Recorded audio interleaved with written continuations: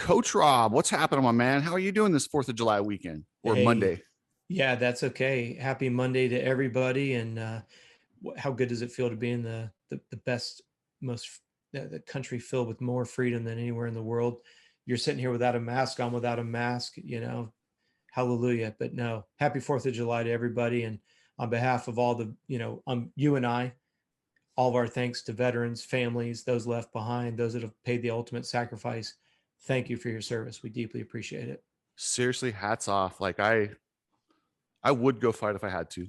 Thank God there's people who volunteered to do it. And I thank you. I really, really, really appreciate it. Yeah. So yeah. Hey, I don't want to make this about myself. Michaela and I were at the gym yesterday. In the gym that we're at, there's a like a Chipotle. They call it Kubota here in Orlando. I don't know if Oh, there's Qdoba, elsewhere. those are good, man. Yeah, they're good. And we were getting out of the car to go into the gym to swim, and there were two police officers that showed up in an SUV. And I walked into the Kubota and I gave them $25. And I walked over to the two gentlemen and I shook their hands and I go, "Thank you." And they go, "You don't have to do that." And I said, "You know what?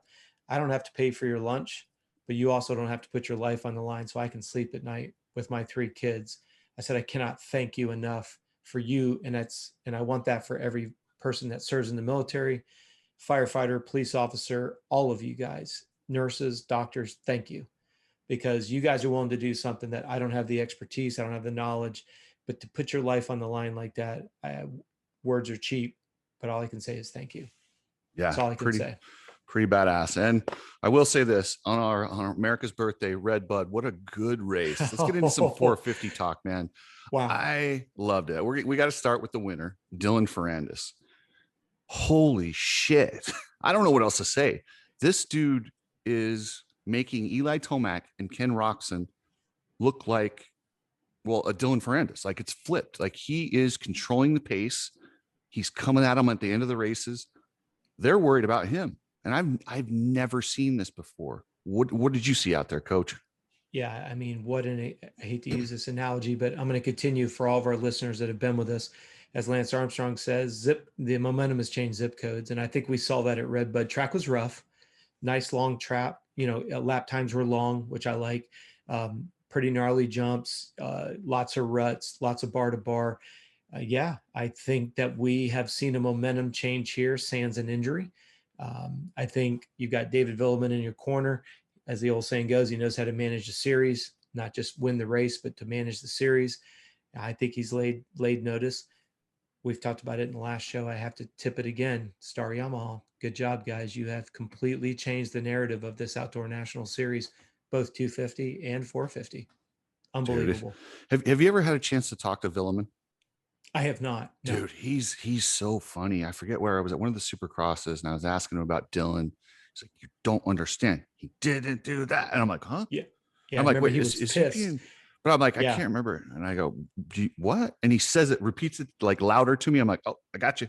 You And he that won the wasn't race. sarcasm. And he It was won the truly." race, didn't he? Yeah, yeah, I yeah. think you had talked to him and he was pissed because he Yeah, he won the didn't do race, but he something in didn't do particular. this. Yeah, I can't Yeah. remember, but I I was like, remember "Oh that. wow, that was so funny." I'm like, "Dude, that guy's awesome. I like Phil, and I liked him as a rider too. I was always a big fan. I remember I was at the race in Phoenix when he caught and passed McGrath and just let the air Mm, out of the stadium. yeah. That was awesome. I had some buddies who were big McGrath fans, and they were like, "The French guy won." They were so mad, but Oh I loved yeah. his style and just reeled him in, and but good No, stuff. But it's having him it's in his corner is a big advantage. And then Ken Roxon. So I owe a kind of almost, I wouldn't say an apology, but I had it wrong in a couple episodes ago when I said that he was mailing it in. I felt like he was a guy who would surrender or just back down and settle for positions. I'm wrong.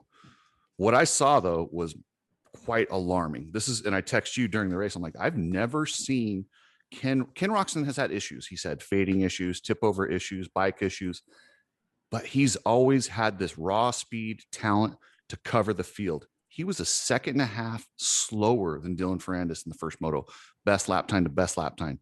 I don't think I've ever seen that before. That's alarming to me. And that's right now I'm going, oh shit. Okay. Take away the health and everything. I'm just not as fast as this guy. straight up. I mean, how do you even begin to argue that? It's not like Roxon looks like he's suffering with bike setup. He's riding smooth. He's riding fast. He's riding aggressive. Ferrandis just has that little bit of notch on him, and it reminds me a lot of what we saw with Webb with Roxon. I feel like Ferrandis is kind of locked that same position, whether it be headspace, positioning, physical, all the above. We're seeing that Roczen has, excuse me, we see Ferrandis has Roxon's number. Now, does that mean it's a dig on Roczen? No. I think, we all know Roxon's extremely smart. He could come out with something tomorrow, and will we be surprised if he won? Absolutely not. But it does seem like the Ferrandis is the equivalent of the Webb indoors, where he knows where to push, he knows where to settle, he knows where to push, knows where to settle. When he attacks, it's convincing, and then he bridges a gap and he's able to manage it. See, I actually don't see it that way. Like, that's No, what Webb had to do to beat him. Webb never had that raw speed on him. Dylan is the first guy that I've ever seen who's had raw speed on Ken Roczen. Like, he can go anytime, anywhere, and just go. He doesn't have to calculate it, push him, and break him mentally. He just goes and just does it. And it forced Roczen in that second moto. Clearly, he knew he wasn't going as fast, and he just pinned it. And he was making those mistakes, those uncharacteristic mistakes, where he ate it. And that was a bad crash. And I'm glad he got up. I mean, that was high speed where he went. Yeah, it was high sided. So that just gives you an idea. Going around a turn, these guys, what do you think he's doing? Like 35, 40 miles an hour around that turn? I never figured out what turn was that. That wasn't after Larocco's leap into that Right after left-hander, Larocco's was leap. it? Well, that's really fast then, because if they cleared that uphill triple, you got to remember they're hitting that thing in fourth gear, fifth gear tapped. And if they land that backside, the amount of momentum into that left-hander, I don't know if anybody's got it on video, but I'd love to see. That was horrendous. I mean, because it's a sweeping left-hand turn. And if you rail, I know Kenny was taking the inside, which was making my skin crawl. But if you go that outside and you get that momentum and you land that backside smoothly, again, I'd like to see if he's shifting in the air. I don't know if they're shifting another gear up and landing to kind of soften the rear end and carry that momentum through that next sweeper. But all you know is from that camera image to see him just completely off the bike already and just tumbling as you go. I would say, and again, I'm not an expert, I'd say 50 plus miles an hour, because if you've ever seen that Larocco's leap, you got to hit it balls all.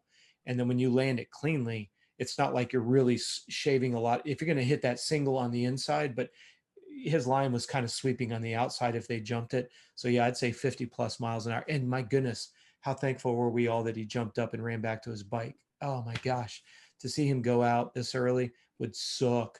But I don't know how much that took out of his sales either. We'll see this upcoming weekend. Well, and sometimes with a guy like Ken Roczen, you have one of those crashes like that that's really bad, and he goes, wait, okay, I'm not made of glass, I'm fine. Yeah. And it almost builds, it's crazy how it can actually build your confidence to have a big crash and get up and walk away. So it could go two ways. Southwick's important. We're going to see. Langston even mentioned that, like he said, it's almost, I think he almost said exactly what you did.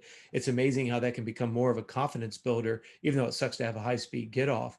Now, I don't know how much he being Kenny had to go into the reserves to get back up, get the bike restarted. Yeah, we're not kicking him anymore, but still takes a lot to pick that bike up.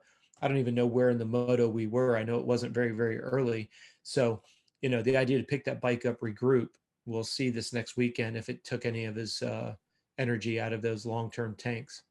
I don't think so. He looked pretty good. I mean, Marv caught right up to him with the twisted bike. He still rode away from Marv. I mean, Marv was there, but yeah, I mean, keep in mind, Marv was winning races a year or two ago. Like, yeah, no, it's no disrespect on Marv. It's just that, Ferrandis and Roczen are out front like that. And, it'll be interesting to see. We've talked about this 2 shows ago. This upcoming weekend will be a very, very good litmus test. Round 3 of a 4-race series. We'll see if he continues to push that up. And again, you and I neither one of us would be surprised if he continues to influence the front.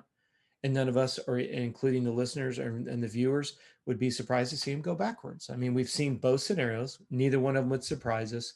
We'll just wait and see what happens. Yeah, I gotta love that. And then Tomac, speaking of this, but if you go back, I called this. I said he's gonna go when he can go.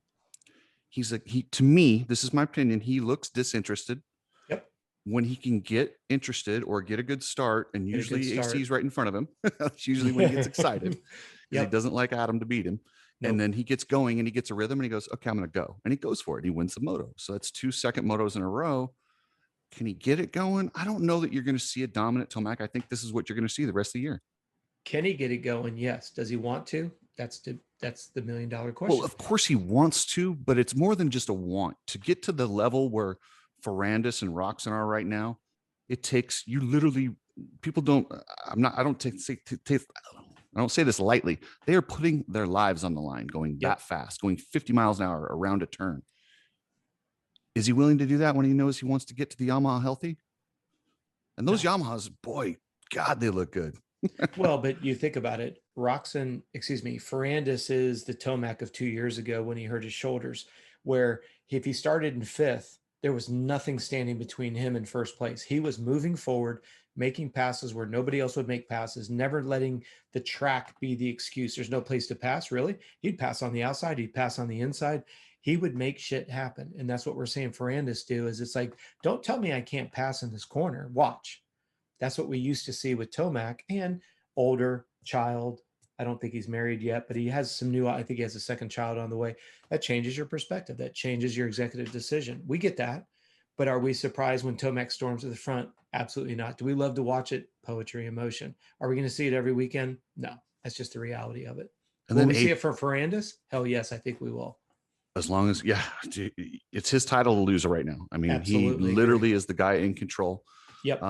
Plessinger, dude, how fun is this kid? Is there not a better personality for the sport? Well, like GL said, you know, they don't even have to preempt, or she didn't have to. And by the way, is that Robbie Reynard's wife? Yeah, actually, that's what I thought. Okay, yep. So she didn't even have to preempt him to say RedBud. You know, he just grabbed that mic and he's just like running with it. And how can you not like him? And redneck or not redneck? Yeah, the T-shirt, the cutoff sleeves. Hey, the sport needs more of them. Whether you like his personality or you don't, you got to give him credit for just being unique. You know, LaRocco was unique, like him or leave him. McGrath was unique, like him or leave him. McGrath was unique, like him or leave him. Hey, even RC, like him or leave him, he was unique.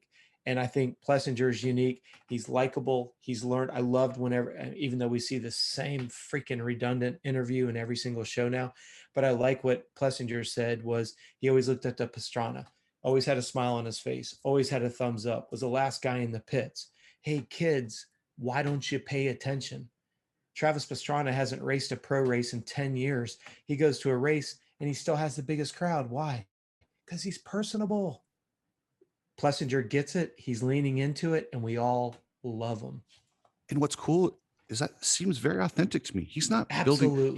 He's leaning into his natural character, and that's what it is. And I feel like Dylan is a little bit too. I mean, he's going a little bit French, and everyone makes fun of his hair. He seems to have grown it longer.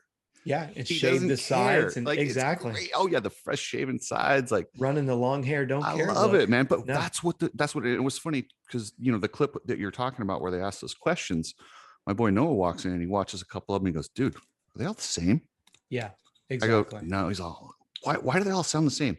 They all said Happy Gilmore too. I'm like, I don't know, man. I feel like somebody put that in their ear. I don't know why they all say the same stuff, but he's like, "That's so vanilla." I said, "But look at this guy," and I showed him Plessinger, and he's like, "Oh, that's cool." Absolutely, and laughs at himself like Pastrana used to do. You know, yes, and it's dirt bikes, people. Yeah, and I liked when he said, "Well, I bought her they asked him what was the best gift you gave her, and he said a car, and he goes, "But I also bought her an M&M dispenser machine, and that was kind of cool." You know, I mean, how authentic? Cool. Yeah, I mean, it's not a $90,000 Tesla like Cooper got his girlfriend or wife or whatever it is. Plessinger's like, "Yeah, I got her an M&M dispenser." I mean, that's authentic. That's Plessinger.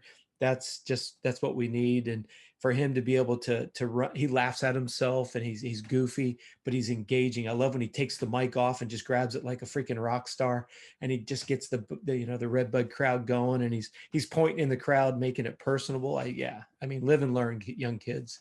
I was so mad though, because as he's doing it, I don't know if he saw like the team manager, somebody, he stopped and then he did the little spiel and then came back to it. But I'm like, just let him go. Stop with this. Whoever, Star Yamaha, listen, we get it. You guys got 3 out of the top 5 in the 450. You're the premier class right now, or premier team right now. Just let your guys be their guys. We know who your sponsors are. Well, we've said it the last 3 shows now. There's got to be some financial ramifications if those aren't articulated, because there's no reason why they would, like you say, he's on his authentic trail, and then it goes back to, corporate, and then it goes back to himself. It's like, stop. We've said it over and over and over again. Jet Reynolds is not up there thinking HRC and thinking Alpine Stars and Red Bull, but yet the 2 of us are sitting here talking about it, and 9 out of 10 of the listeners knows that Jet Reynolds is Alpine Star, HRC, and and Alpine Star. Stop, just stop. Red Bull, HRC, we get it. Alpine Star, we get it. That's jet sponsors. Instead, he's got girls talking about, let's make signs about how wet you make me, or hey, yeah. Did you see those in the I did. It was awesome. And oh, it was it awesome. is what it is. It's funny. It's funny. But there's a lot more, what would you call it, shelf life, longevity of what Jet's doing than having somebody go up there and just regurgitate some, again, same thing, the 450 rider, same thing, the 250 riders. Stop. It's stodgy. It's stale. We're all over it. Listen to social media. Nobody digs it. Hey, I'll give Cooper Webb credit. He had a party the day before and had guys over there playing cornhole with him and hanging out. Good for him. That's what it takes. Just be yourself, but just stop with this robot stuff. Yeah, absolutely. And speaking of robot stuff, Adam Cincerillo, he had a procedure done on his forearm or wrist. He's got a nerve issue. And this is a nerve issue that's been acting up for a while now. I thought it was arm pump surgery. It wasn't. It was a nerve block is what they gave him. So I don't know. It clearly didn't work, or time off didn't help, but it's not going good for AC. My title pick is out, Coach. Yeah, I mean, everybody knows I just have an affinity towards AC. I just don't. I mean, the torch has been passed. I mean, maybe next year. I don't think that he's somebody that's going to go back to 10th and 11th. I think him being in the top 5 is very realistic. Top 3 is even realistic, but I don't know. I mean, that little opening lap left-hander, push the front end. I mean, what are the chances that the fender would go all the way back the way it did? I mean, it's like if AC had no bad luck right now, he'd have none at all. We all know he's not a talent issue. We all know it's not a speed issue. We all know it's not a bike issue. We all know you can make your laundry list. Maybe next year. Maybe the second half of the year, because I hate to say it this way, the pressure is going to be off his shoulders. There's zero pressure. Tomac's leaving. We know Anderson's coming over. Does he see Anderson as being a threat? I would say no. Does that give him another environment? Do we write him off? No. But do we see AC making those go for broke moves? I don't think so. Not going forward. I don't. Well, I'll be honest with you, Coach. I'm ready to hit the panic button. When you have a nerve issue, that's a different type of an issue. This goes into that Osborne category. I would be devastated if this was what was the end of him. And I pray it's not, and I pray they figured it out. But this is something that's been a couple of years now. This isn't just this year. He's complained about this in years past. So what's going on? We got to get this fixed, because clearly he can't go any further with this. I don't know. Being a medical type guy, do you have any extra insight on that one? The biggest challenge that you run into is right now we're in a 4-race series every weekend for 4 weeks. I think we are, now that we've gotten back. Yep. That's the hardest thing. That's what I love. And I've said this on the show before. That's what I love about GNCC. You race on a Sunday, you can essentially take till Wednesday to recoup. You train Wednesday to Wednesday, do a 3-day taper, peak on Sunday. You can do that for a whole, race series and not get smoked. These guys with back-to-back race weekends, it's tough. If you look at those nerve blockers, they got to go into the spine. They've got to go in and, nail that point. I've seen them last as much as 5 months. I've seen them and heard that they last less than a month. Well, if you look at a 4-race series and you got the blocker put in and it doesn't seem like it did very well. Yeah, I would have to agree. Can he get it under control? I don't know. I mean, if I was his trainer and I could make an executive decision, and I know some of the listeners are going to think I'm an idiot, your long-term health is not worth it. Pull out, you know what I mean? Get healthy. This goes back to something you and I've talked about off the record. I, for the life of me, don't understand why every factory team doesn't have a third rider that's healthy, training on the same equipment. We've talked about it. You bring in a Brock Tickle, you bring in a test rider that's back behind the scenes, stays healthy, is young, is aggressive, knows the equipment inside and out. At least you have representation. You don't lose your big sponsors. But that we could do a whole show on just that. That's my biased opinion, but I don't know, man. When you get into nerve blockers, that nobody's playing games with those, because that's it's in a very, I want to say it's a very invasive, but anytime you get involved with the spine, people realize that, you could really mess some people up pretty bad with those. Yeah, it's scary. Chase Sexton, he finally had a good run. He was down in the first turn. We really haven't seen him since the first round, but he charged all the way back up. What did he get, like 5th or 6th that first moto? 5th. Yeah, And then the sitting second moto, he was on the right in there. ground to fifth. That's I pretty don't, I good. mean, again, it's like it's like you sitting on the side of the interstate and I blow by you at 70 miles an hour. And what speed's it going to take for you to catch me, let's say in 20 minutes? Well, and you put a bunch of guys in between us. Absolutely. I'm just talking about driving down the interstate. You're sitting on the side of the interstate and I pass you at 70 miles an hour. Some of the mathematicians could probably figure that out. But how long does it take for you to catch me? And at what speed must you maintain to get back on my rear wheel? Do that math. We may have seen a breakout race for Sexton and the results just don't reflect it. That happens all the time. Sometimes they come through like that. I was hoping to get a little more in the mix in the second moto, but dude, those guys up front were going it just. But how much did he spend in the first moto to get True. to that fifth? That's In true. all fairness to him, it's kind of like at WW Ranch, him going one DNF. I mean, it's great outdoor first race, but smoked himself, couldn't even finish the second race. I'm not saying that that's what happened, but I agree with you. I would have loved to have seen him be a little bit higher, but we have to give him some due respect that he probably dug pretty deep to get up to that fifth place in the 450 class. It's not the 125 titular class. You know what I mean? Yeah. And he's not exactly a guy who's shown that he has self-restraint when it comes to pushing himself too Whew. far. Yeah, he's definitely a greyhound dog in that category. And then Christian Craig, he does good at this track. And oh man, the Yamahas, the weed whackers are hauling ass, Rob. Yeah, they are. And props for Christian because we can't forget, he didn't come into the season healthy. He's still coming off of that injury. Unfortunately, that get yard Yep. darted sideways. And I'm just so pumped for him because he's got, a contract for next year, which is great because it seems like he's really racing the track. He's racing to get himself up there. We know he can ride the 450 like nobody's other. I think it says a lot. Christian is a guy, he's got a lot of good guidance around him. He's got good people around him. He's not out there racing like a lame duck. He's back. He's back with a vengeance. And let's face it. I mean, I'm trying to remember. So you've got Ferrandis up front, you got Plessinger, and then you've got Christian. It's not like Christian's 11th or 12th. I mean, he's right up there in the mix. So again, would any of us, listeners included, be surprised to see Christian start shaking up the top five consistently? I wouldn't. Well, yeah, I know. And think about this. We just talked about six guys, right? That are right up there. We Yep. have not mentioned one single gas, KTM, or Husqvarna. Yeah. What's going on with those steel frames? Is it a bike issue? Because there's no chance that all their riders suck. I was gonna say all three of them. I agree. Yeah, it's this the struggle bus is big over there right now, and I'm certainly not an engineer or a chassis specialist or anything else, but boy, it doesn't look very promising right now. I mean, yeah, you got Webb, you've got Marvin Muskin, who's one, you've got Justin Barsha. Husqvarna guys are a little bit suffering, but we'll get to Dean Wilson later on. But yeah, I don't know. I don't know what you do there. You just suck it up, or I have no idea. They got to do something though, right? Well, and you look at the last three rounds, Webb was up there. It's not like he's getting a 12th place start. I'm not gonna say he got the whole shot, but I think 2 rounds ago he was second or third, faded back. Marv's gotten a couple good starts. He went back. Barsha almost got the whole shot.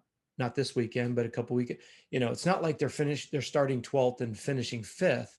They're starting third through fifth and finishing eighth Yeah, through they're 12th. dropping. Yeah. And so it just makes you wonder what in the heck is going on. I don't know. It doesn't look very comfortable for those guys over there right now. We know there's a lot of R&D behind the bike. We know that was this, with Webb and Supercross, it was, that rear shock made all the difference. Webb was very transparent with that for the first 4 rounds. Roczen gets a big jump, gets 4 wins. Webb figures it out. Momentum changes. I don't see the momentum going the right direction right now with the steel frame bikes at all. When literally, you're always talking the momentum zip code thing. It's contagious the other way also. Absolutely. If all the guys on the team suck, they all start leaning on it, whether you mean to or not. If I'm the best guy on the team and I just got ninth, oh well, I guess I'm the best, so I'm riding good. Well, what does But everybody say? If you're over there at Star Yamaha, let's say Christian's finishing 15th and the other two bikes are 1 and 3, you're like, you can't blame it on the bike. But in this case, like you say, when everybody's on struggle bus, it's very easy to blame it on the bike. It's very, very easy to blame it on the bike. Now we don't know what Webb's doing. We don't know what Marv's doing. The sport never talks about injuries. We can't be transparent. It's not like Formula One where they lay it out there and just own it. That's another issue. I'm not saying all three guys are hurt, Barsha looks healthy, seems to be qualifying relatively decent.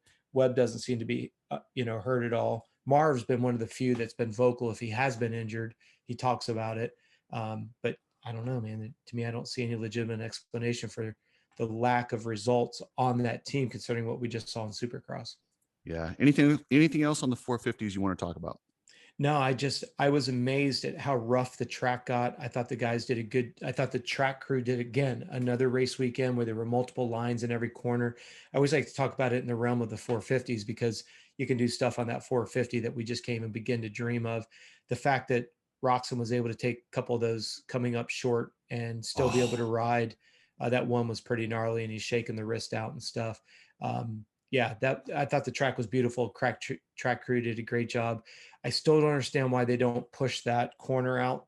A couple of people have DM me and said that corner is a little shorter, a little closer to Luraco's Leap than it used to be. I don't know why they don't allow them to push that back out there. Again, I'm not a track designer. There's got to be a legitimate reason why. It doesn't make any sense to me. To me, it seems like they like to make it to where you can only do it from the outside and then the inside. And it's just like you can't here, you can't there. Keep it to where they don't want everyone clearing it because then it's not a big deal. But that's asinine. I mean, that's I'm the not legendary I'm jump. you. Yeah. No, I'm with you. I'm just saying, how foolish is that? Because that's the jump that we all long for. That's perfect TV coverage. That's what makes the SportsCenter top 10 when someone just freaking sends that big ass jump. And if you've never been there, standing beside that and look at the rise over run, TV does not do justice for the size of that hit. And to see a factory, HRC not being able to clear it, I don't care if it's wheel spin, why Roczen continued to take the inside. You and I were texting. I was losing my marbles with Hopper. I was okay with it. Yeah, but how many times are you going to be that close, especially with his injury issue? Why in God's green earth would you continue to go to the inside when you're far enough into the race where you know that if you go the outside, look at the cost benefit. If you go the outside. When you were telling me that, though, that was when Ferrandis was coming. So he didn't know exactly where Ferrandis is at. The one where time did Ferrandis go every time? I know, but if he goes outside, Ferrandis goes inside, takes the line, he loses either way. And then we're going, why did he go outside? Of course, we're going to sound like the ultimate armchair quarterbacks, but Ferrandis went outside damn near every time and made up time on him every single lap. That's all I'm saying is it's like when you case it at that pro level, you know that casing of the rear wheel, 1/10 of a second, 100 of a second, it's going to cost you. But early in the moto, he was getting it perfect, and maybe he kept thinking. I agree. It's almost like a victim of his own success early. They maybe had a little extra braking bump or acceleration bump, and he couldn't get it. So maybe he should have abandoned it earlier. But what would you have told your son? Lap 1, you clear it cleanly, cool. Lap 2, you almost case it. What are you going to tell him on lap 3? You better change your lane up, you moron. No, I'm going to say use your best judgment. If you think you can do it, because if you have the speed, if you think you can do it, go for it. If you think you can get the extra speed, but if you're not, I don't know. I don't think he did anything wrong there because that's one of the cool things about building a track. Like you said, why do they have it there? So that we're arguing over this. But we're sitting here on Monday morning, armchair quarterback. Ferrandis cleared it more times and consistently than Roczen, and who won the race? Well, he was faster everywhere, Coach. I agree. I'm just saying he really got him on that uphill. I would have told him if I was his dad, I would be like, hey, why didn't you switch to the inside after that before the rollers, the way he was jumping into it and then just pinning it up there? There was 2 times he showed him a wheel before he actually made the pass. And I was like, well, you see the wheel twice, you got to move over. But look at Ferrandis. When he would go, I call it lane 3 on that far outside, he didn't follow it all the way out the exit. What did he do? He'd square it off and he'd come across lanes 1 and 2. So he was taking the longer line, shortening it, and getting a better entry into the left-hander, better momentum through the apex, square it off, and then get just a straight shot. And I'm like, man, as smart as Roczen is, that there was enough time and gap in between them by halfway through the race. You've got to change your your line choice up. I was just really surprised. And then to see him case it, I was like, can you imagine if that takes him out for the season because he blows his wrist out? That would suck. And I'm sitting there going, change your freaking lane, change your line. I would have just lost my marbles. Well, I did with you and Hopper, but you guys get the point. Yeah. Well, and what's cool too is the new track prep. And apparently this is going to be the thing where they don't rip it quite as deep. Yes. So you can do those lines that Ferrandis likes to do and the French guys where you square it and cross some ruts. So you're not just slot car racing. I like it. No, it's great. No, 450 class was great. I loved it all the way around. 250s. RJ Hampshire, what a performance. I This was take my hat off. Bradshaw-esque. I take Bradshaw-esque, my the hat way he off. keeps crashing and gets back up and charges and crashes and gets back up. And almost wins. Well, I mean, even the overall, I just say he wins. You win Yeah, with, but I'm just saying that first moto to get up dude. twice and almost win the race. Seriously? Yeah. And Langston's like, I don't think anyone's ever done like, short memory Langston. The Bradshaw days. This has happened, but Yep. it recently, no, I haven't seen that kind of an effort in this field that's that close. That was impressive. And he's sick. That's what I was gonna say. Okay, so that's a weird one right there. I did not know he was sick until the very end, because you would never know it the way he just. No, that's where I was going with it. I was If like, you just dear watch him Lord. performance, you're like, this guy's on rails. He's in his sweet spot. He gets up there and sounds like his head's about to explode. His sinuses are, all impacted. He declared, hey, I've been sick all week. But as soon as he started to talk on the podium, we all were like, oh, he's sick. All right. That's substantial sick. And that got me thinking, and in this COVID era that we're in, I don't know what kind of testing the outdoors doing or how strict they are, but the odds are somebody's had COVID, yet nobody has had to sit out around because of COVID. And you get a guy up on the podium coughing like that, makes me wonder. Yeah, it makes you wonder. I have a client, Jeremy Fortner, who he got COVID and then it turned into walking pneumonia. And, like you say, let's say that he being Hampshire, let's say he did get COVID or it was in the team or whatever. We're not we're not making that declaration. Hypothetically, please. We're just spitballing. speculating. Yeah. But the idea that he sounded very, very sick, he did not sound like he was on the tail end of it. When I look at Jeremy's extremely healthy. He works out regularly, eats well, and got completely smoked by COVID. He did everything right. As soon as he was diagnosed with it, he stayed indoors, stayed out of the heat, didn't exercise as much, kept his nutrition clean, sleeping 10, 12 hours a night. And then it converted to walking pneumonia. And I'm not saying that Hampshire had pneumonia, but if you look at the parallels, just the way he was talking, and I talked to my client, Jeremy, there was a lot of similarities. And again, you could have a sinus infection and sound nasally. I'm not insinuating that at all, but I do have to agree with you. His performance on the track did not look like he was sick. He starts talking and he's obviously sick. I don't know where on the spectrum from what we call the acute stage to when it's on the tail end. Here's what I'd be concerned about. If I'm a third place guy and he's that sick and he just walked the floor with me, I'm really butthurt. I'm like, yes. How in the hell did he just beat me if he's running on, out of 8 cylinders, he's running on 3? Holy cow. I'm sitting there exhausted and this dude's got a nasty cold and he out cardioed me. Yes. What? And super hyper aggressive, didn't fade, picked himself off the ground a couple times in the first moto, and then has that second moto performance. What happens when he has a clean first moto? What the heck is he going to do in the second moto when he's not sick? I wish that I could say he would do better, but with RJ, he just has a propensity for those mistakes. Yeah, the mistakes. I love, dude. He's one of those guys I just love watching though. Yeah. There's nothing left on the table with RJ. He full send all the time. 100%. Have you heard, or do you already know, is he re-signed for next year? I don't know. I'm gonna have to look into that one. Yeah. I just, when you have those types of performances, it almost looks like he is racing for a contract. Now, that's not atypical RJ riding. Like you say, I love watching him. He's always on the ragged edge, but you're sick. You rode that motorcycle like you stole it. And man, it just makes me wonder if they're not close to inking a deal, or maybe they have. And he's like, don't have a care in the world right now. I'm just going to go let it rip, because watching him, like you say, very Bradshaw-esque, I could watch that all day and night. Thank you. That was good. That was a great race. And then Jet looked like a savvy veteran, the way he won the first moto on a bike that he wasn't clearly happy with. Yeah. And he just managed it. He did exactly what he needed to win the race. Yep. Second moto, horrible start, gets taken down.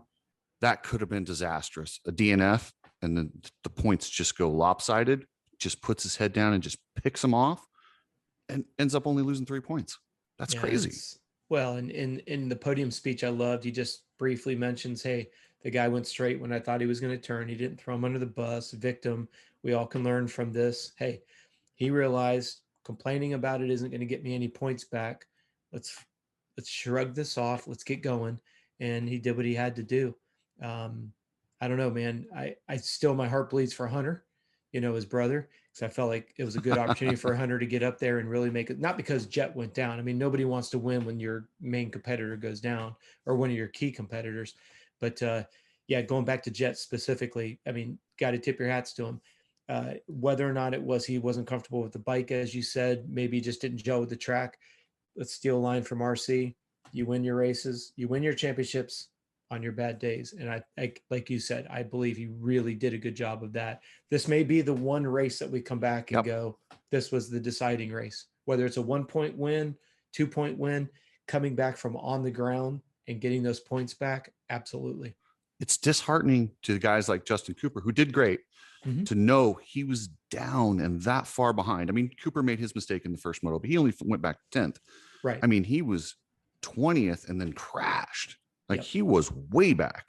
Buried, and to have him to only get 3 points on him, you're just like, oh no, what do I do? Well, it goes back to what we said about Sexton, to know that he's sitting in the first turn and you're sitting there just ripping your lines, and he comes up to 5th.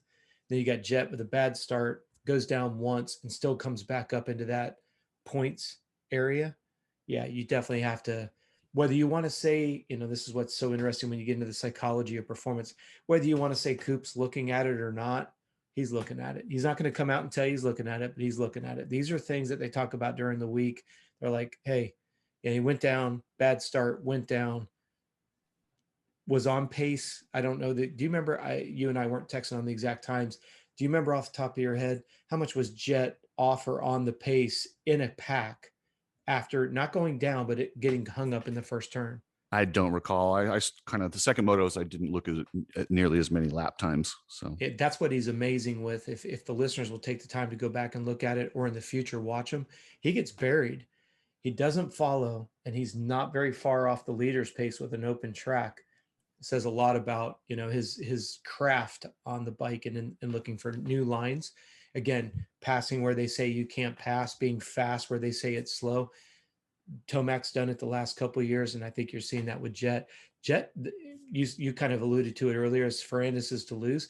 I think Jet realizes it's still in his grasp. He hasn't relinquished it by any means. No, and he's a generational talent, and you're just seeing. It reminds me of when Stewart was battling Travis Preston for the West title.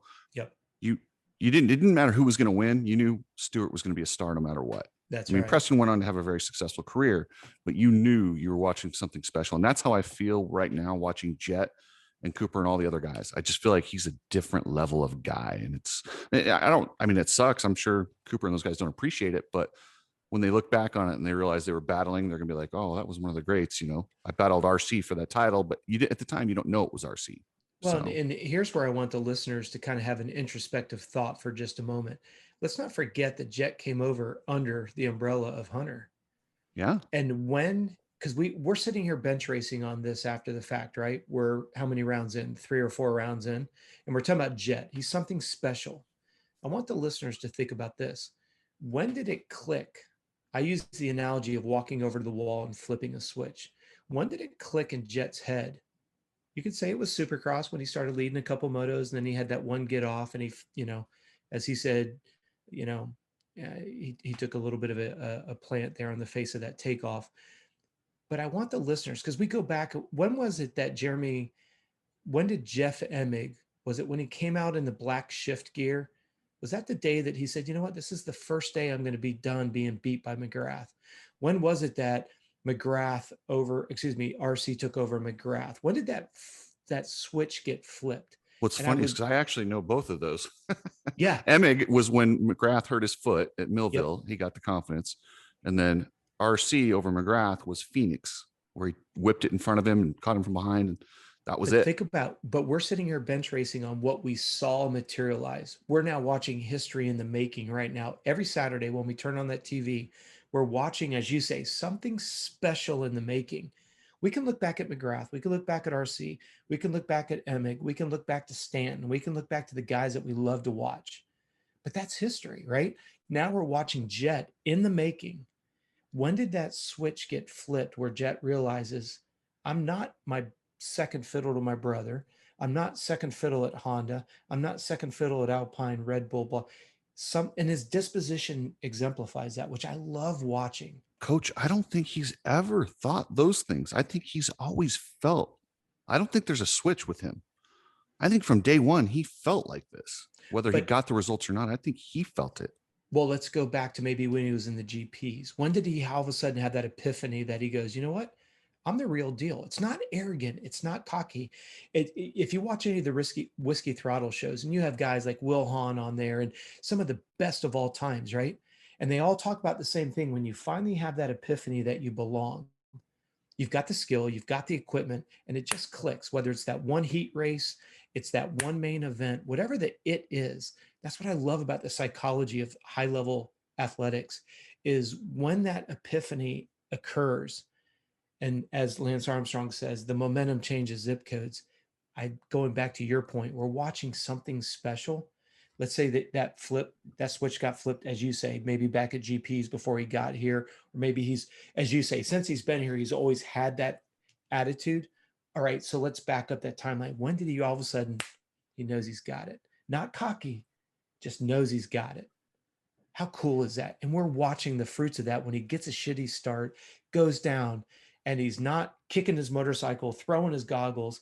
He gets up and just puts the hammer down. That's something special that we're watching. And I agree with you 100%. It's special. Cool stuff. Speaking of special, two-time national champion Jeremy Martin, who we both thought was done for the year. Yeah. Yep. What a badass. Broken fingers, broken arm, but he's riding. We both know why, because this sport, if you're not out there talking, getting results, they move on without you. He knows, he doesn't have a ride for next year that I know of yet. No. Do you know? No, sir. He's no out rides. there. He didn't win, but I mean, with those injuries to go out and just tough through it, he's letting these teams know, hey, sign me. I will be, even though I'm not good now. Look at me. I'm getting, fourth place with broken fingers, broken wrists, or shoulder. I will be ready to go by 22. And Absolutely. I hope as long as he doesn't do any extra damage, I think it's a brilliant move. We both know, these seats are filling up quick. Apparently Rockstar Husqvarna, that 450 that we had talked about last week, apparently they got a guy in Malcolm Stewart. Well, but let's go back to Martin for just a moment. You got to remember, think about the 3 amateurs that are coming up for Star Yamaha. Think about Jeremy Martin. His brother gets second outdoors 3 years in a row and gets bumped by Pierce Brown, right? So if there's a family that knows what this upcoming of amateurs, and hey, if you're not holding that red plate with the number 1 on it, you do stand a chance of getting bumped. It's awfully ironic that it's in the same family. Yeah. The Martin brothers realize, hey, here's Alex kicking everyone's ass, doing a great job outdoors. It doesn't mean shit, right? Because of all this money that's been put into the amateurs coming up. You got Romano coming up. You've got, and I apologize, I should have made some Levi notes Kitchen. here. You got Levi Kitchen coming up. You got Romano coming up. LeBlanc. LeBlanc was the third one. Thank you. I knew there were 3 of them. Those guys are coming whether you like it or not. It's in their contract. They're going to that rig. Jeremy does not have a guarantee on that. Christian, you've got Thrasher, who's got a 2-year deal. Coop doesn't have a deal. You got Colt Nichols that doesn't have a deal. And you got these 3 young dudes. You go, oh, that's asinine. Oh, really? Why don't you talk to Alex Martin? 3 great years, but because of the amateur development program, he gets booted. Goes over to JGR, and we now know the history from there, right? My point being is it's not asinine for Jeremy Martin to be out there racing, because in his own family, he's witnessed the asinine component of this amateur development program. They got more money invested in these amateurs coming up than they do in some of the salaries they're paying these guys. So yeah, Jeremy, anybody that thinks Jeremy is being an idiot racing doesn't understand the way that this program works. Sorry, don't mean to be crass, but that's just the way it is. Yeah, either he races and does something and keeps their attention, or it's over. And regardless that he was a defending champion, that's the scary part about it. Yeah, that's the scary part.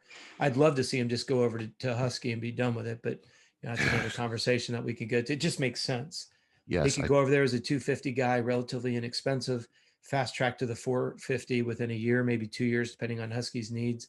There's obviously, some musical chairs over there. We'll talk about that when you feel it's necessary, but yeah. Yeah. And then Pierce Brown, 7-7, solid ride for the gas guy. Like Absolutely. he's just creeping up that ladder. Like, I feel like he's one of those guys. By the end of the year, we might see a podium type run out of him here or there. I don't think we're going to see it and then watch for him in 22. I think he's really turning the corner, in my opinion. Does he have another year on gas? He does. He does. So he's Mhm. got 2 years. And what about Moseman? I don't know about Mosman. Okay.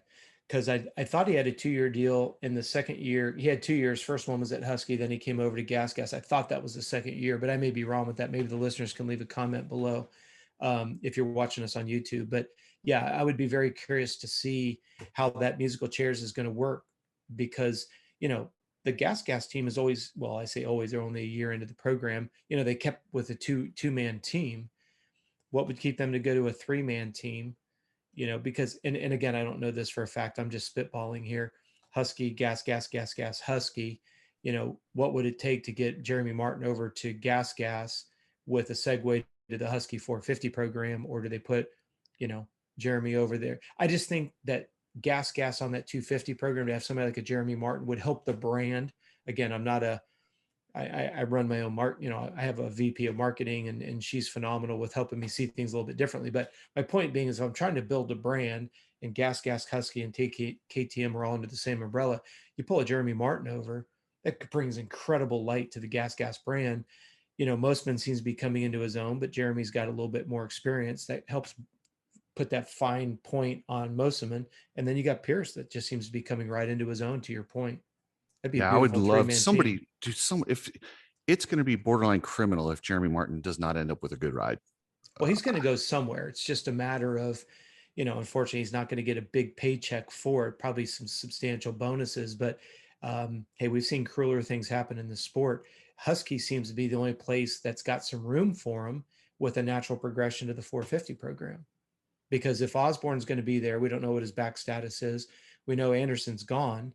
So that leaves a 450 ride over there. We now know that, as you said, Malcolm's going there. So you've got those two 450, but Malcolm always gets a 1-year deal. Somebody in that 250 development program is going to be coming up, and it only makes sense that you'd bring a veteran like Jeremy over, give him a 1 year with some good performance bonuses, and put him on 450 after that 1 year. Because I don't see Osborne coming back after next year if we even see him start next year. Yeah, and we did hear some stuff about Osborne that's listen, with the back, nobody knows. Osborne doesn't know. His doctors don't know. Those nerves. Nobody knows. Yep. But what I heard was rather alarming as far as his career is concerned. And we both know he's tough as nails. Like I said, despite how I feel about him personally, on the track, there's really not a tougher rider out there.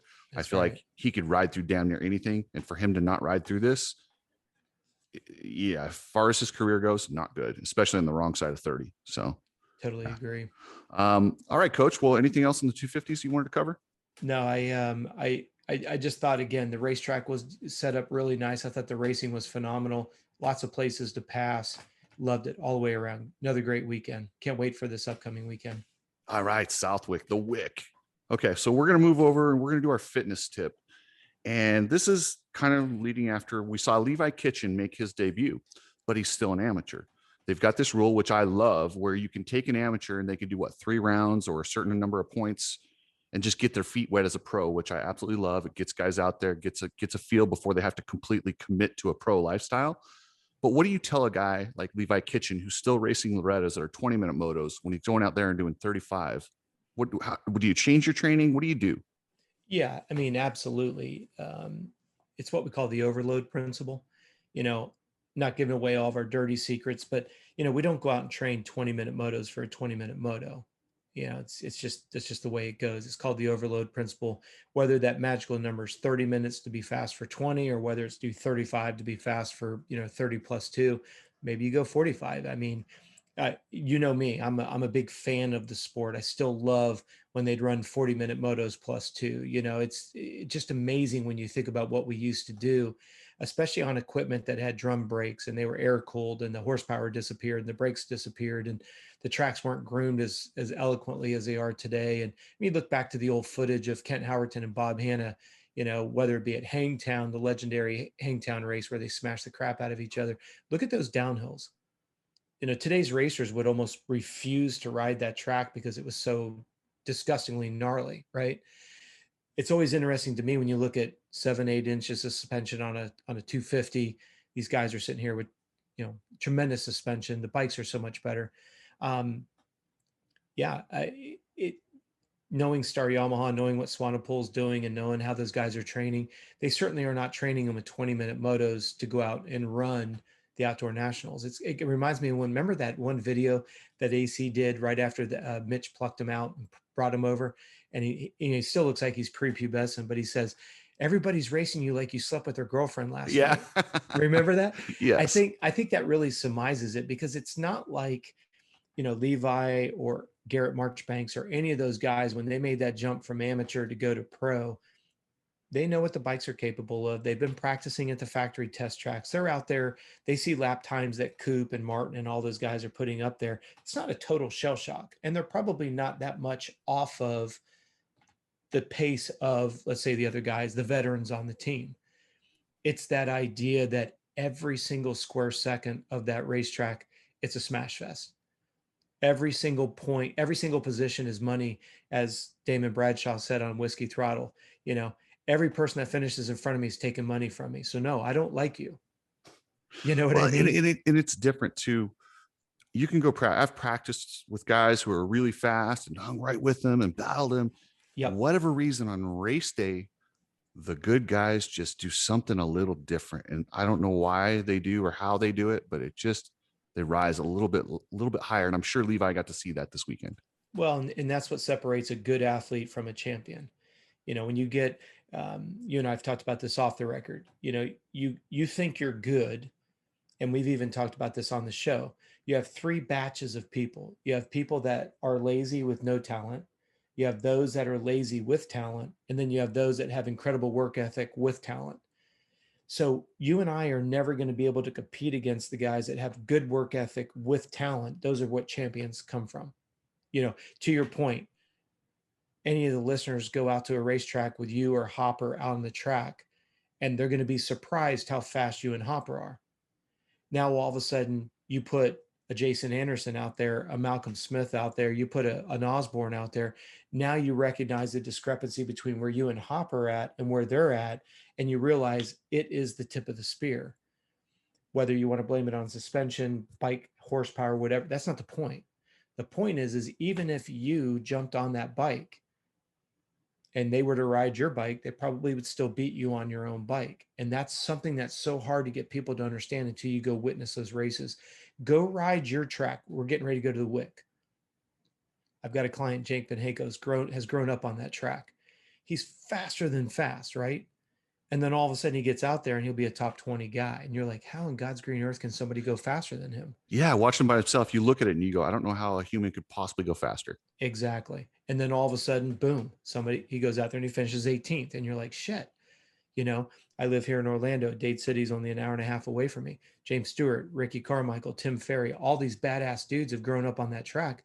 And you watch them in person and you're like, holy shit. They're running circles around our pro guys, local pro guys, which puts it into perspective on how fast those guys are.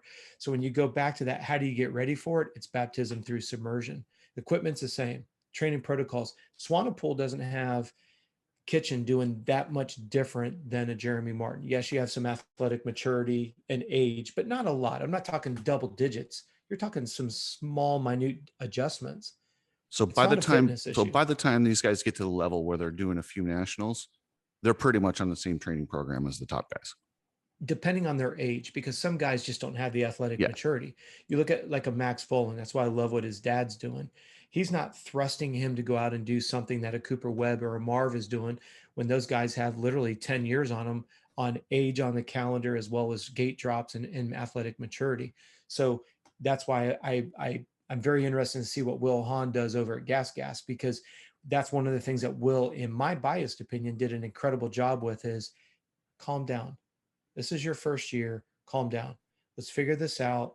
Just get out there, lay. Now, granted, you have the Bobby Reagans that put the money in that give these guys an opportunity to kind of let that learning curve come.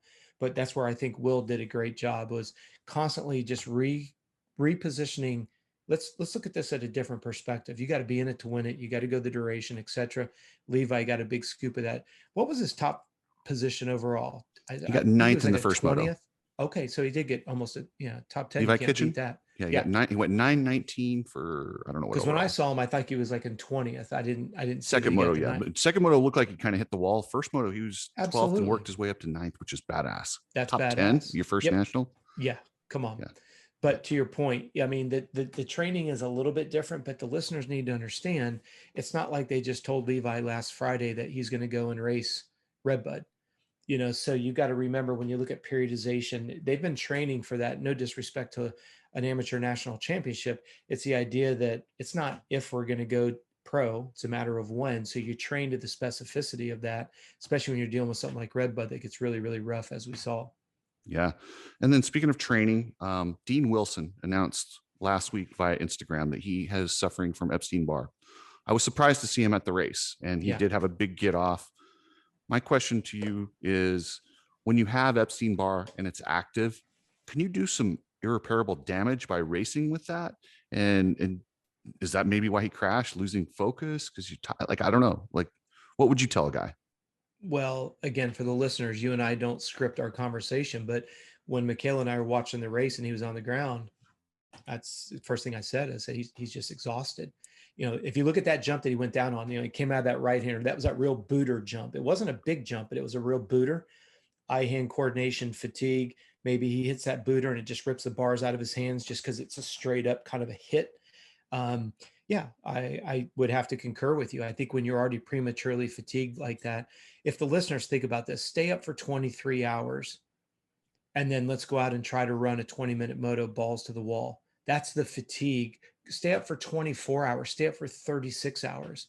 That's a fatigue that Dean Wilson has in his body every single day when he wakes up. Probably not the safest thing to do to go out and try to ride a factory 450 on that track. Well, and try But try try playing Trivial Pursuit. yeah, You're not yeah, good when you're tired. yeah. Tie your shoes. Do something very fundamental that'll just piss you off to no end. And I've used this analogy on our show before. If you take a little one, 18 months, 24 months, they're hungry and they're tired. Are you going to scoop them up and take them to Disney? No. But yet, if you're extremely fatigued, and that's what Epstein Barr does, is it? I've talked to some riders that have had Epstein Barr by diagnosis of a doctor, that literally it exhausts them to go from the couch to the refrigerator. When they come back from the refrigerator, they literally have to take a nap. To use the restroom, they have to take a nap. We're not playing around. This isn't, I think I've got Epstein Barr, EBV. This is diagnosed clinically speaking, you have EBV. You're screwed. And he's out there racing a 450. Again, we go back to why? Because he doesn't have a job for next year. But do you now, okay, take the crash out of it. Yeah, Will this cause permanent damage if you push EBV further? absolutely. If I take a top end and it's got too many hours on it and I keep running it, what does it do? That's true. Okay. It scours the top end of the cylinder, right? So or let's say that let's say the clip comes loose and literally just shears the inside, or maybe you hang a little bit, maybe a little bit of the piston ring shears off. What does that do to the inside of that top end? It's just scarring it every time that piston goes up and down, right? Our system is not, and I don't want this to sound corny or cliche-ish. We don't have the ability to pull our adrenals out and replace them like we can a top end. Maybe you pull the top end off, you hone it out a little bit, you clean it up, maybe bore it out a little bit. What do? Just put a little slightly bigger piston in, drop it in, we keep going. Bottom end is fine. Top end is grenaded. You rebuild the top end. I can't pull your adrenals out and rebuild and replace. So and I don't want this to get too technical. The cell is the foundation of life. Cell makes up tissue. Tissue makes up an organ makes up a series of systems. Systems make up the whole system, the whole body as we know it, right? So if I mar one of those systems, yes, I can try to repair it through rest and food, but I've still scarred the inside. Now, the question always comes into how long does it take for me to recover from Epstein Barr? There's no gate. We don't have a dipstick in our body that lets us pull that out and go, hey, I've got 3 years of fatigue in me. In 3 years, I'll be recovered. So it's always, and I want if you'll be patient with me, think about an integer line. You have a -5 and a +5 and a 0 in the middle. Well, I don't know how deep you are in regards to how long does it take for us to come out of Epstein Barr, because there's no way to actually quantifiably measure it. But I will tell you that what are there's three things that helps you offset fatigue: decrease volume, decrease intensity, and I guess four, add more sleep and add better food, right? Food quality and quantity, sleep quality and quantity, decrease intensity, decrease volume. Well, the problem is, and once you get diagnosed with Epstein Barr, what do they tell you? Decrease your training, decrease the intensity, sleep more and eat more. And hydration was the thing that I was told. It's a large part of it. Yeah. But what does hydration do? Let's go the negative route. What happens when you're chronically dehydrated? You excessively stress the system. Drain your radiator to 1/4 of the amount of fluid. It excessively heat stresses the system. It's true. So dehydration causes and contributes to exhaustion. Not enough calories, not enough quality calories contributes to exhaustion. Not enough sleep contributes to exhaustion. Then you add training, intensity, frequency, and duration. You bump that up, you got a Molotov cocktail in your hands. And as I said to you off the record, what frustrates me as a human being is our body will adapt without those necessary elements, where our motorcycle will simply stop. You run out of gas, it's on the side. We run out of fuel, our body adapts. If we dehydrate, our body adapts. Yeah, we may get cramping and some other adverse side effects. Motorcycle grenades. You run low oil in a motorcycle, grenades. Us, we run low on high quality fat. Our adrenals suffer because adrenals are fed by high quality fat. Think about it from a funnel standpoint. At the bottom of the funnel being the adrenal system is what helps you deal with stress. So at the bottom of the funnel, we're expecting it to excrete the hormones it needs: HGH, human growth hormone, and testosterone, amongst other hormones. Well, that only gets released through sleep. But what has to precede sleep? The food has to come in at the top of the funnel to ask the bottom of the funnel to excrete what it needs. You can't expect something out of the bottom of the funnel when it hasn't gotten what it needs on the top. When we are mixing two-stroke oil, we mix a certain amount of oil to get what? An end product of a concentration. So you're asking an adrenal to excrete a hormone that it doesn't have the ingredients to produce, and we don't give it the sleep, which is where your body releases the hormone. You see the problem? Yeah, programming a computer. Good info in, good info out. If you get no fats and you don't get any sleep, the adrenals suffer, and they'll adapt until it can't, and that's where we get the word adrenal fatigue. So unfortunately, in Dean's case, once you've got it and you're out there racing because it's contract year, he's doing what he has to do. What scares me is he's a danger to himself. He's a danger to others. Let's say that maybe Ferrandis and maybe Roczen, even though they jumped on the red flag, what if they came over and landed on his motorcycle? Ooh, could have been bad. Now you got to change in the points. Ferrandis breaks his femur. He's out for the season. That cost him $1 million bonus and $100,000 every weekend, because Dean's out there trying to fight for a job. But let's back up. Why does Dean even have Epstein Barr? Are we going to blame the series? Are we going to blame his food? Are we going to blame his training? You can blame whatever the hell you want. All we know is we've got a guy that is diagnosed with Epstein Barr, and that's a very, very difficult place to be in as an elite athlete. We're not going to name any names on the show tonight, not because we're trying to hide anything, but how many guys do I know that couldn't even fulfill a second year of a 2-year deal because they got diagnosed with Epstein Barr? Quite a few. It's shocking how often this happens in our sport. That's right. It's alarming. And that's my question. He's got the whole off season. We'd be ready for Supercross, and Supercross had some interesting news drop this week. So the FIM is gone. We had some questions, and thank you, listeners. We really appreciate, and we do read all the comments down below. Try to like them, comment. You guys were asking us about Feld and the FIM and that leaving.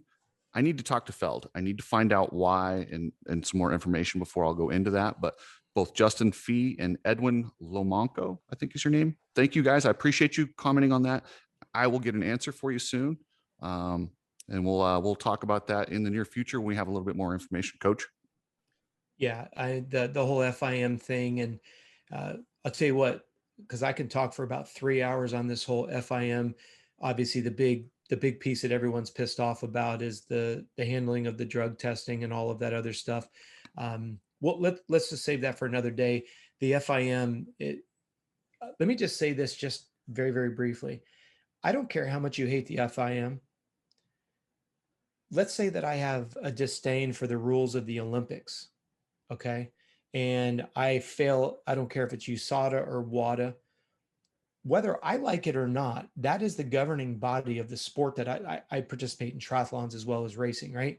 So if I fail a drug test, doesn't matter what the drug test is. It could be too much caffeine. I'm not saying a PED. I'm just saying, let's say I fail something that they don't like. Let's say I took an antihistamine, right? As much as I have a disdain for that, when I sign that piece of paper saying I'm going to put myself eligible for the Olympics, whether I like it or not, I've got to deal with that. And if the ramification is a 2-year deal, that's not FIM's fault.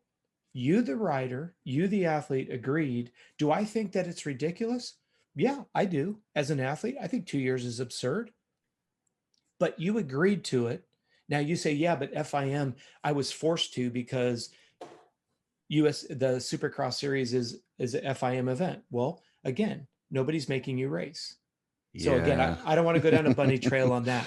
I'm gonna button it up on that, because I could also go back on that. And I don't necessarily agree with a lot of that, what you kind of said there as far as the FIM and you have to, but in the punishments are what I have the biggest issue with. No, my Olympic thing type is punishments, this. but yeah, they know that's what it is. That's all I'm saying is you signed up for it. Now, is that the fault of FIM? Excuse me, is that the fault of Supercross to bring FIM? Sure, they decided to do that agreement, but none of the racers went in surprised knowing, because, and again, maybe one of the listeners can prove me wrong on this, but the ramifications for a negative or a positive drug test was well explained before you failed the test. Do I agree with it? No, I think the duration of it. I mean, shit, we got a girl right now that just failed for marijuana and she's still going to be eligible for the Olympics. Oh, she is going to? Well, that's where they're getting into semantical game, because they're going to give her a 1-month suspension to be able to come in. And again, then we get into, well, how did it go 2 years for Tickle and Kate? And now all of a sudden she gets 4. And then, but now we're getting into the politics of, if you choose to bring FIM in and they say, here's the ramifications for a positive drug test, you gotta, because Supercross cannot manipulate the FIM rules. Yes. That's all I'm saying. I agree. Okay, we're gonna leave that one alone. But I don't like FIM. Don't get me wrong. I just think that's a problem all in itself. And I understand. I read Davey Coombs's article about what I think it was Roy Jansen or whoever it was at Clear Channel at the time that brought it in, found a good loophole. It was a promoter battle between getting the manufacturers. way bigger than what we even realized. It has nothing to do with drug testing, or it's literally money. Promoters, Jam Sports versus Feld or Clear Channel. Go back and read Davey's article on Racer X. It's a fantastic article, because most people don't know the history of that, and that's what Davey's good at with history. Understand how that even came in the first place. Then we can deal with, are you going to bring USADA, WADA? Are you going to drug test? Are you going to adhere to the ramifications? Let's go to a new subject, though. Yeah, I had to bite my tongue. You mentioned something. Just roll. So personal development, priorities. So a lot of times in life, our time, we need to spend it wisely. How do we as people, because constantly, I'm sure you have people pulling at you. I have people pulling at you. Everyone, you need to determine where you want to be in life and how you're going to get there. And sometimes, I'm sorry, this sucks, but you know the friends I'm talking about, the friends that I wouldn't even call them friends. They're just people that are always draining of you. They're draining, they're requiring. You got to decide and cut them from your life. And then when you're doing stuff, when do you put yourself first? Are you putting these other people first because you're afraid of success? What are we doing here? And how do we judge our time and priorities, Coach? Well, you got a lot of meat on. I know that was a thick one. I didn't exactly tune that one down, but no, you've got a lot of meat on the bone, because in my biased opinion, there's 2 components to that. If you take a line from Rich Dad, Poor Dad, what's the definition of an asset? What's the definition of a liability? At the end of the day, no matter what you want to classify, the only thing that's an asset is something that yields positive cash flow. Just leave it at that, right? So when you look at it on an interpersonal relationship side, how is that relationship positively adding to your life? Whether that's joy, happiness, freedom, whatever that it may be. Everyone's got their little it. So that's one side of the equation. When you choose to look at the people that are around you, how many of them are adding value to your life, and how many of those are draining? And then you have to make an executive decision. I like to look at the other side of the equation, because to me, let's call that the left side of the equation. You can call that the right side of the equation. I'm going to go to the other side of the equation, no matter what side you want to put it on. before I start looking at, is somebody a positive or a negative influence in my life, I go back to the 4 quadrants of life. What are you doing personally, professionally, financially, and athletically? So now I take those 4 quadrants of life, and then I recognize that I can't slow down time. I can only manage the time that I've been given, 24 hours. And that to me is where the priority comes in, because if I'm going through a situation personally and I want to rebuild that, well, how am I dedicating my next 24 hours? Maybe I'm only giving it 15 minutes, maybe I'm giving it 15 hours. But if I don't make that a priority, as the old saying goes, what you focus on grows. So I always look at life in those 4 quadrants: personal, professional, financial, and athletic. In a perfect scenario, you keep that at a perfect 25%, you're perfectly balanced. Well, all of a sudden you lose your job because of political bureaucracy. Well, now you're looking for a job. Well, that professional side is going to have to commandeer a large portion of your time until you can get that under control. You're employed. Now that quadrant goes back to 25%. You break your leg in a motorcycle accident. Now the athletic side of yours is got to take more of an attention because you got to go to rehab. So now that takes up 30%. Well, you still can only have 100% of your attention dedicated to something. So are you going to give 33% to your getting my leg healed up? Well, where am I going to take that extra percentage away from the other 3 quadrants? At the end of the day, tomorrow I have to make an executive decision on how I'm going to manage my time based on that priority. And sometimes that means the visceral people get pushed out because I Yes. realize I don't have enough time for this bullshit. Yes. And that's to me where the priorities come in. To me, my family and my children are the most important. 24/7, my life revolves around them, and I fit the rest of it in. Yeah. But I have to work. I have to work out. I'm of no good to anybody if I'm fat and out of shape and I'm not willing and able to take my own health seriously. I don't know, for those of you that follow me on Instagram, I put a post up a while ago and I'm going to paraphrase it here. Essentially, if you don't make the time for health and wellness, you'll be forced to take the time for the sickness that ensues. And Yeah. it's the same way with my children. It's the same thing with my wife. I don't want to wait until my wife threatens me with a divorce before I realize it needs to become a priority. It's all about being proactive versus reactive. Be proactive with your time, be proactive with what's important to you, and forget everybody who doesn't agree with you. I love how you pour into your 2 children. I love how you chose a house that has a pool that allows you to have a pool and a trampoline because you're your kid's dad and you're a freaking great dad. But that doesn't just accidentally happen. You could have gone and gotten a condo that was great and had a beautiful master bedroom because it's all about you. No, Financially might you, have been easier, but it's not about that. The thing is that's it's right. about figuring out, we all have 24 hours. That's it. That's And all I, you I got. get upset when people say, oh, there's no time. I don't have time. We all have the same amount of time. It's prioritizing your time the right way to move you forward and to do the things you need to do. If somebody says they don't have time, they don't want to. Mm-hmm. It's And a it. lot of times, as a person, when we're chasing goals, a lot of times that's an easy crutch. You go, man, I would do that, but I don't have the time. I would go for that, but I don't have the time. Guess what, people? You just do it. You just make the time and you go for it. Well, that's where I don't believe goals and objectives are worth a hill of beans. You know, I've talked about this both on our show as and privately.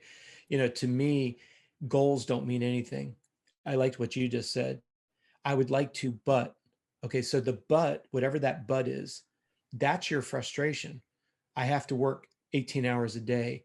I've got a sick child. I've got a sick mother. I have to file for bankruptcy. I'm going through a divorce. Well, that but is the frustration that has to be addressed. Forget your goals. Everybody wants to be healthy and everybody wants to be good looking. Everybody wants to be independently wealthy. We all want the same thing. We all want to be fast on a dirt bike. We all want the same thing. What's keeping you from where you're at and where you want to be are frustrations. Well, how are you going to address frustrations? By managing your time, by hedging off those frustrations. I'm fat, out of shape, and I don't like the way I look. Get out of your car and walk 15 minutes down the road and walk 15 minutes back. Do that 6 days a week. Guess what? You've got 2.5 to 3 hours a week, depending on how many days you can do it, that you didn't have last week. You're going to drop body fat. Giving up sodas is not a cost, it's an investment. It's not a sacrifice, it's an investment. Making my wife a priority is not a sacrifice. It's an investment. Making our friendship the priority is an investment, not a sacrifice. It's perspective and it's priorities, but it's about being proactive. But I ask this question quite often. I do a lot of consulting with entrepreneurs. I love encouraging people to start businesses. And most young entrepreneurs, I ask them, whether they're young or old, I ask them the same question. Why do you want to become an entrepreneur? I want more freedom and I want more money. And I go, well, when you start your own company, the two things you won't have is money and time. Okay, let's just be blunt. Yeah. But then what I do ask them is, well, how much money do you need? And never once has somebody been able to give me a quantified number. When I ask somebody, and this is particularly in the female side of things, what is your definition of a perfect husband, a perfect partner? Not one person's ever been able to give me an explanation, but yet we will bitch about our relationships suck. We will bitch about what we don't have. And then when I ask you, well, what is it that you're looking for? You can't give me that answer either. So what are you looking for? You're not happy That's with a moving what you, target right there, coach. well, but here's the key. It's never going to slow down moving until you can identify what you want. Ding, That's there you the go. difference. That's it. Literally. The difference. Yeah. You identify it, you can go after it. If you don't identify it, it's a moving target. That's exactly it. And whether you're in a relationship with somebody that it's always your fault, and then when you try to address why it's your fault and then they move the target, you don't own that. Get the hell out as soon as possible, because you're never going to catch up to that target. You can come home early like they asked, and you can maybe ride one less day because they want to go on date night, and you make those concessions, but then you go on date night and now it's supposed to be 2 date nights. And then you come home early and it's not early enough. You got to tap out, because you're never going to win that. You ever see that movie Couples Therapy? No, I'm not It's a movie fun. guy. Oh, there's guys like, she wants me to screw harder, work less, make more. It's just that's it right there. Yeah. And that's the thing that I find so interesting. Like, take any of those 4 categories financially. You could look at saving money as a sacrifice, or you look at that as an investment. If you want to be healthier, relationships, you want to be in a different job, well, tell me what job you want, and then I can help you find it. If you want to help me help you, you've got to tell me what you're looking for. Are you looking for $1 million a year? Or are you looking for $100K a year? I don't know. Everybody has their cost of living and what they deem important.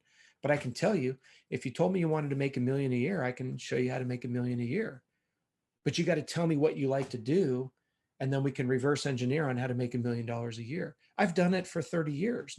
I haven't made $1 million. I don't want that to come across the wrong way. I've helped people who have incredible skills and talents, show them how to build a business, but they think it's just you wipe your tail in with $100 bills because you're making money. Well, you haven't told me what you like to do yet. I'll give you a very, very, very brief example. Somebody says to me they want to make $100,000 a year. Cool. Well, let me ask you a different question. How many days off do you want during the year? Well, I want a week off for Christmas. I want a week off for New Year's. I want a week off for my birthday. Okay. So you just took 52 weeks out of the year. Let's just say you want 1 week off for Christmas and New Year's. Well, you now have to make that $100,000 a year in 50 weeks, not 52. So now you got to start reverse engineering that it's like, okay, well, I want to have enough money so I can take 2 weeks off. Great. You got to move that into the 50 weeks that you are going to work. And that's a huge epiphany for people. You can't work 41 weeks out of the year and make the same 100 grand unless the 41 weeks makes enough revenue to make 100 grand for the year. It's reverse engineer. What are your frustrations? And let's break it down. And that's what I think is relevant to your question, which I think has a lot of meat on the bone, is until you can tell me what you want, there's no way you're going to be able to organize tomorrow to get you what you want, because you can't even tell me what you want. You're just busy being a hamster on a hamster wheel, personally, professionally, financially, and athletically, not getting the results you want. That's not a goal issue. It's a frustration issue. Well, and you know, I have an 18-year-old son, and I ask him, so what do you want to do? I want to make a lot of money. I want to make a lot of money. I said, I know, but what do you want to do? Because you'll be good at whatever you choose to do and want to do, and go for that. Yep. You can figure out ways to make money. If you just go for a job because of the salary, you are setting yourself up for disaster, miserable, sad, drinking because you're covering up because you hate your job. There's always issues. So go with what you love, chase it. The money you can figure out how to make money if you like what you do. Well, that, excuse me, and avoid the anticlimactic. Like in our general fitness weight loss division, you have somebody that's, hit 220 pounds 16 times in their life. And right now they're 285, and you get them down to 220 for the 19th time, and they step on the scale and they see it. And it's just, pipe in the music. Womp, womp, womp. They've been here, done that. Right. Yeah. But you get them to get excited about finishing a race. And along the way of training for that race, they lose the 25, 30 pounds and they cross the finish line. I don't care if it's a 5K walk that you do or it's Glen Helen Vet Nationals. You get a t-shirt, you get a finisher's medal, you get a registration, you freaking cross that finish line. That's way more important to you than a scale on a number that you've seen umpteen times. You've got to change the perspective of the reward that's associated with the work that goes in. Hitting the scale, hitting a size, belt, bra size, whatever the it may be. You've been there, done that, bought the t-shirt. It still wasn't enough to keep you motivated to do the things that you know you need to do, which is why it's not a goal issue. I want to be at a certain weight or a certain waist size. It's the frustrations that keep causing you to go back and regress. You address the frustrations never come back. That's the bottom line. Coach, that is some good stuff. I really appreciate your insight as always. Where can people find you? For those that love moto, and I'm assuming if you're listening to us, you love moto, please check us out on CompleteRacingSolutions.com. I'm super excited in the membership area. We constantly are adding new elements to it. We just added swimming. We added running protocols in there. We have three, just so the listeners know, we have three different tiers on this program. We have those that can ride, 3 to 4 times a week. We have those that can only ride on the weekend, and we have those that can't ride at all anymore. Maybe their knees are blown out. They're just looking for a general fitness weight loss program. We have all three of those. But my point is most of the workouts are designed around maybe the bicycle or concept 2 rowing, because I think most people that ride moto probably shouldn't run just because their knees and lower back already take so much abuse. So are you saying that because I showed you my x-ray the other day? Yeah, that's pretty brutal. But we like to have on there where you know how much to mountain bike or how much to road bike or concept 2 rower or swimming. Like I said, we added that. We did put some running in there because we have some young riders that, they run cross country for high school, and they're like, well, how do I incorporate it? It is the most comprehensive, but yet simple to follow. We've got nutrition in there, sports psychology. There's just a ton of resources. And I just want to encourage people, because I do a webinar with all of our members twice a month. And it's great because people will ask questions. You can type them in, email them. We answer the questions live, gives you a chance to banter with me. And then we always cover some nugget of subject, whether it's arm pump or hydration or nutrition or sports psychology. It's lots of fun. So CompleteRacingSolutions.com is where you can check us out for that. And then you can always check us out on YouTube at Coach Rob Beams. That's our big YouTube channel, and would love to help. And I want to make sure that listeners understand this. If you're dealing with a frustration, as we just spoke about tonight, and you haven't been able to find a solution, I don't care if you're paying or not. That's not why we're doing this. Contact at CoachRob.com with 2 B's. That'll go to Jennifer. She'll get it weeded through by subject matter. I'll answer your email. Don't feel like you have to be a cash paying client. And that's not to sound all hokey and everything else. I just know there's a lot of pissed off people out there that have been busting their butt trying to get somewhere, keep running against that glass ceiling. I get it. I've been there. I know. Let me give you some direction. There's no fee.